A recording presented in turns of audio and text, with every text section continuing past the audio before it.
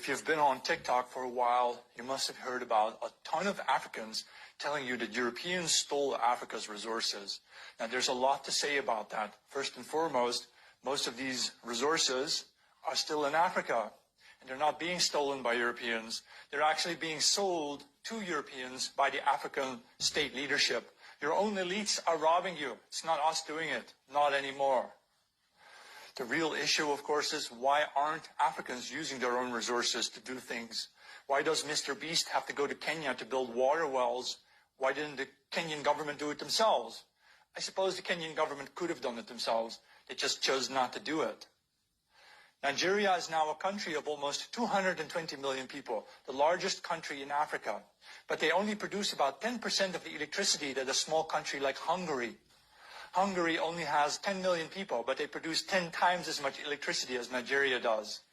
I mean, I know you want to have your Wakanda, right? But do you expect white people to give it to you? No, you're supposed to build it yourself.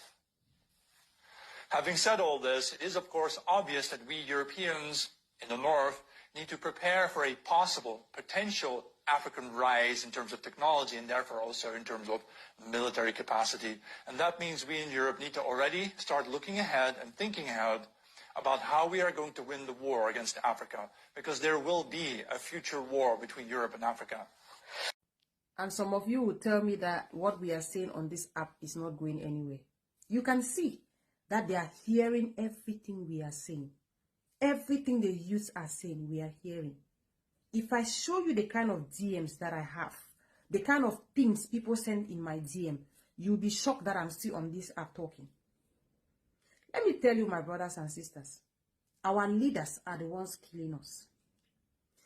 You have heard from him. He said, our resources are being sold to the West by our African leaders, which is true. The West is not entirely gone.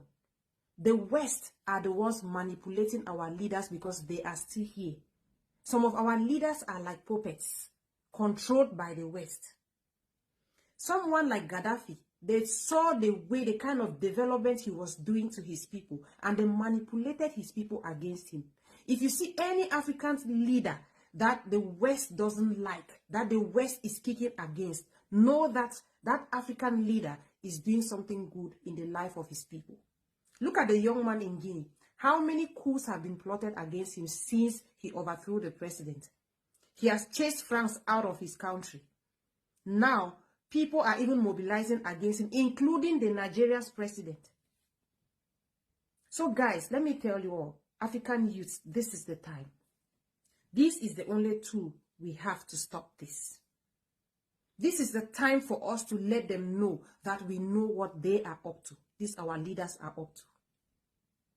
For how long are we continue to fold? We are going to continue to fold our arms and watch our brothers drown in the Mediterranean Sea in search of greener pastures with our colonizers.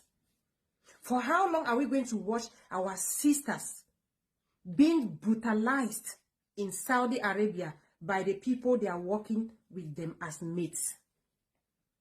For how long are our graduates in Africa going to continue sleeping under the bridges with certificates in their hands with no jobs? For how long are the African youths ready to die because they don't have good healthcare system? African youths, you might have 100 followers, you might have 200. Speak life into this nation. It's time for you to stand up. We cannot continue to suffer like this. We deserve better. Our motherland has blessed us. Our nation has blessed us with everything. Without Africa, the West is nothing. Everything about the West comes from Africa. They cannot even talk about history. They cannot even talk about their own history without mentioning Africa. It's impossible. So guys, this is the time. I won't overemphasize. I won't over-labor this point, but this is the time. I will continue talking. For those of you who always come for me and say, oh, leave our president. I will not leave any president. If you are doing anyhow or you collect anyhow, if you lie, you come to my DM or you send your people to my DM to threaten me. That is the least they can do. They will not shut this mouth up. The hunger for change in Africa is in me and you cannot even kill it. If you are an African youth and you are not tired of this suffering, then something is wrong with you. something is really wrong with you. Listen to how this man is saying it. Was it difficult for the Kenyan government to provide its people with borehole waters? Why does it have to be Mr. Beast coming all the way to come and do it? Is it difficult for the Kenyan government to do it? No. But why do they choose to treat their own people like this? I'm sorry that Kenya collected a stray bullet here. Even Nigeria is used as an example. Nigeria cannot boast of electricity. A giant of Africa cannot boast of electricity. The person that did us this in Africa needs to buy so that we should be free. I've said my own. If you like, you sit quiet.